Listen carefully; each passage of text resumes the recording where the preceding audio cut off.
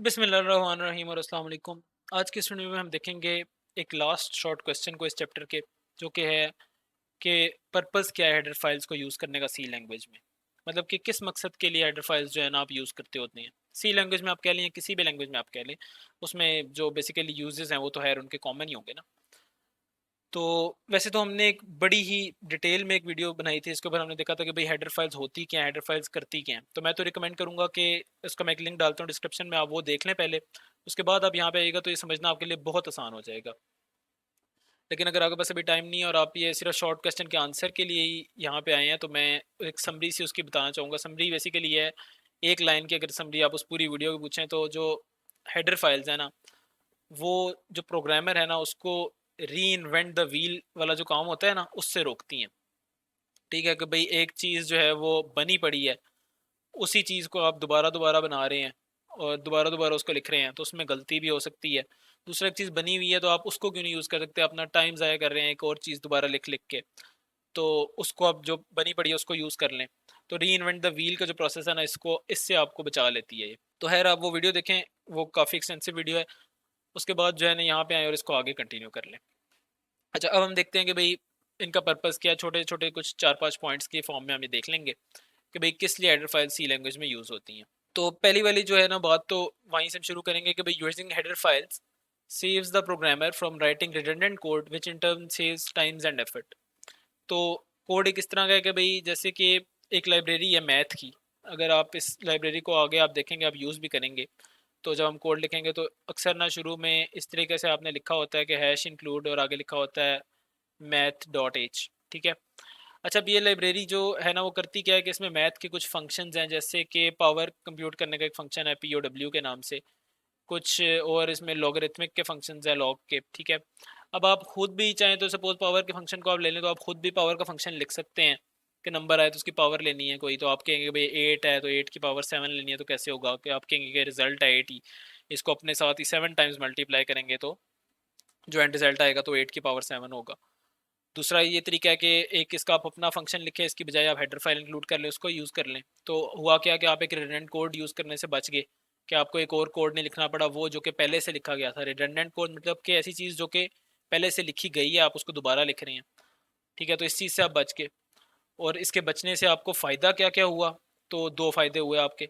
पहला आपका फ़ायदा ये हुआ कि भाई आपका टाइम बच गया, इट सेव्स टाइम। और दूसरा फ़ायदा आपकी एफर्ट बच गई कि आप जितना सोचेंगे, कोड करेंगे, कोड में गलतियाँ होंगी उनको डिबग करेंगे, ये सारी चीज़ों से आप बच गए और सिर्फ आपने उस कोड को यूज़ कर लिया। तो डेफिनेटली ये दोनों आपको फ़ायदे मिले हेडर फाइल्स को यूज़ करने से। नेक्स्ट, सी लैंग्वेज जो है वो कहता है कि भाई C language has many libraries and predefined functions which makes programming much easier. तो अभी जैसे मैंने एक लाइब्रेरी का जिक्र किया, इसी तरह की और लाइब्रेरीज हैं मैथ के अलावा। एस टी डी आई ओ की स्टैंडर्ड इनपुट आउटपुट की जो लाइब्रेरी है, कोनियर एच की एक लाइब्रेरी बड़ी कॉमनली यूज़ होती है। ठीक है, इसी तरह फाइल इनपुट आउटपुट्स की भी लाइब्रेरी है। इसमें फाइल जो है ना, आप अगर आपने इनपुट करनी हो, कोई फाइल आपने राइट करवानी हो, उसके लिए लाइब्रेरीज हैं।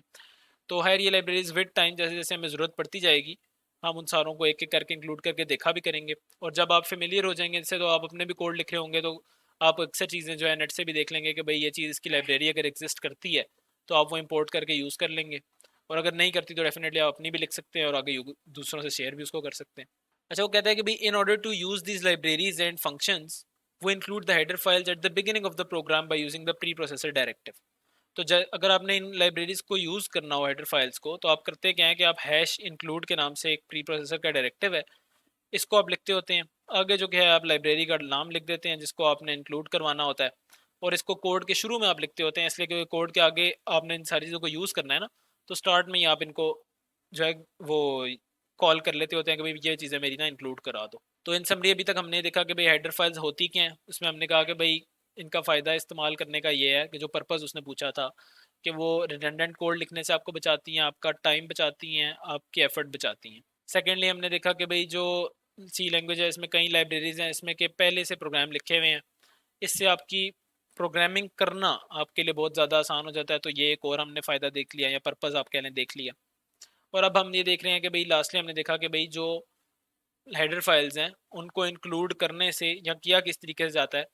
करने से फ़ायदा तो हमने पहले देख लिया था, तो किया हमने देखा इस तरीके से जाता है कि शुरू में आपने कोड के इंक्लूड करना होता है और आपने हैश इंक्लूड करके उस लाइब्रेरी का बस नाम लिख देना होता है। अब हेडर फाइल्स में होता क्या? Header files contain a number of pre defined standard functions that can be accessed just by including the header files in the program. तो जैसे कि हमने मैथ की लाइब्रेरी का भी जिक्र किया था कि भाई मैथ की लाइब्रेरी में मल्टीपल फंक्शन है, तो एक फंक्शन उसमें पी के नाम से था जो कि पावर कंप्यूट करता था। इसी तरह एक फंक्शन उसके अंदर SQRT के नाम से है जो कि स्क्वायर रूट किसी नंबर का कंप्यूट करता है। तो इसी तरह हर हेडर फाइल्स के अंदर मल्टीपल फंक्शंस होते हैं, जो सिर्फ आप उस हेडर फाइल्स को इंक्लूड कर लें, उसके बाद आप फंक्शंस का नाम कॉल करके उसको फंक्शन को यूज़ कर सकते हैं। लास्टली आप बता रहे हैं कि भाई हेडर फाइल्स जो कि हैं इसमें मल्टीपल हेडर फाइल्स जो कि अक्सर यूज़ होती हैं, जो कि बहुत कॉमनली हम आगे सारे प्रोग्राम्स में देखेंगे, उनकी कुछ एग्जांपल्स जो हैं उनमें से वो ये हैं कि stdio.h की एक है हेडर फाइल है, एक conio.h की एक हेडर फाइल है और एक math.h की हेडर फाइल है। तो ये बेसिकली आपने बस चंद एक एग्जांपल्स दे दी कि हेडर फाइल कौन कौन सी हम अक्सर यूज़ करते हैं यहाँ पे।